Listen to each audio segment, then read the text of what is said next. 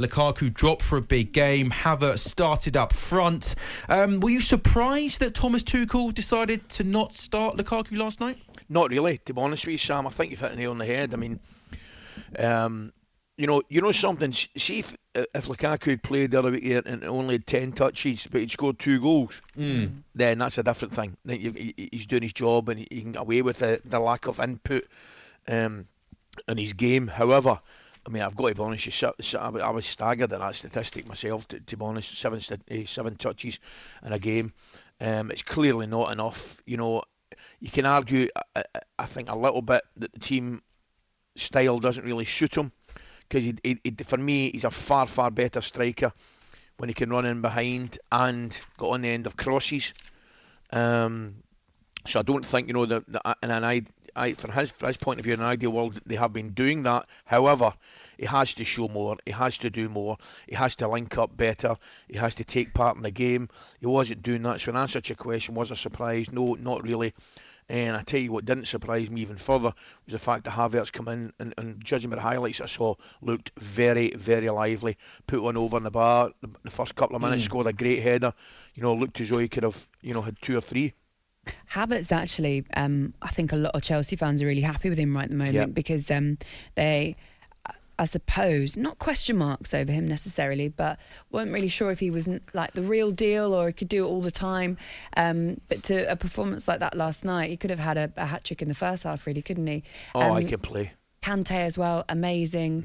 Thiago Silva, amazing. Yeah. Some good performances all across the pitch actually last night. What do you think about Lukaku's future at Chelsea? We'll find out. We'll find out very, very soon, because it's going to be difficult now for Thomas Tuchel to go back. He can do it, but it makes it a little bit more difficult, because, as you 100% correctly mentioned there, Woodsy, Chelsea looked more like themselves. They looked lively, they looked good in the ball. The departments of the team were excellent. I thought Silva makes a difference. We're solid at the back. Kante in the middle of the park, I thought, looked absolutely excellent. His touch, his movement, running forward. And I thought they had a good balance up front, particularly the goal scorers. Pulisic and Ziyech scored at Palace at the weekend, and Havertz. So you've now got a little bit of a dilemma. Does he change it again, or does he try and find a way to get Lukaku back in his team? I would have to say no at this moment in time. So it's going to be a very, very interesting period for Lukaku moving forward, because I don't think MD could argue. They looked slicker last night, Chelsea, I felt.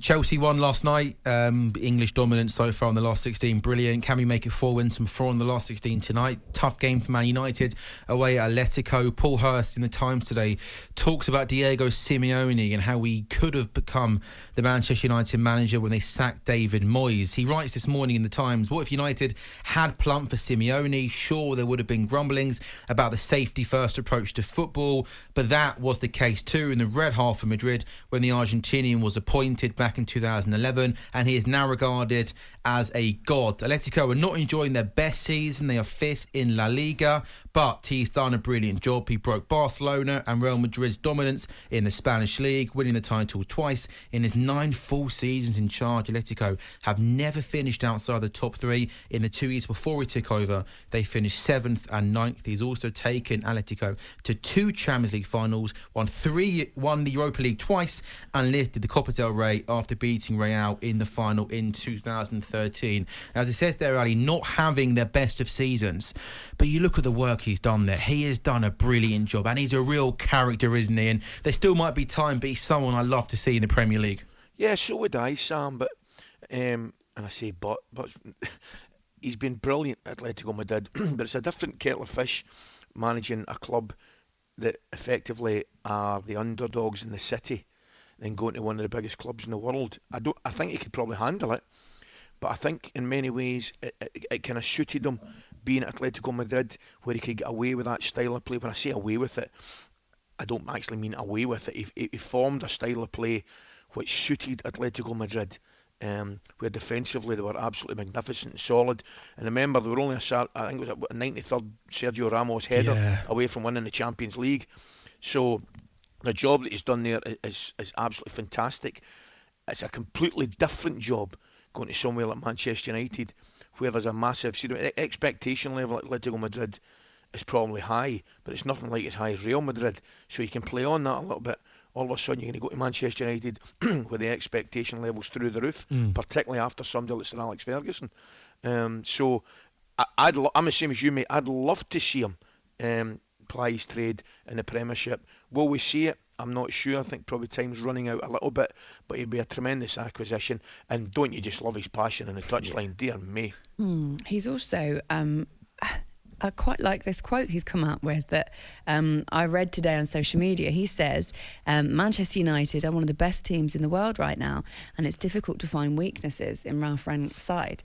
And it's been put up on social media with a picture of Diego Simeone with a wry smile on his face from a different, unrelated day. Yeah. And you're just wondering whether he's... exercising a little bit of housery there. They are hosting Manchester United 8 o'clock tonight. You can listen to it. It's on talkSPORT 2. It's the first European meeting between the two sides since the 1991-1992 Cup Winners' Cup. Did you know that, Ali? No, I did not. There we go. Yeah, yeah. Just a little stat for you this morning. Considering, you're right, and it's quite a great stat, because considering all the football that's played, Champions League and Europa League, that is a long time. Exactly. Yeah, absolutely. I'll just give you some more little facts like that throughout the I show. love a stat, don't you?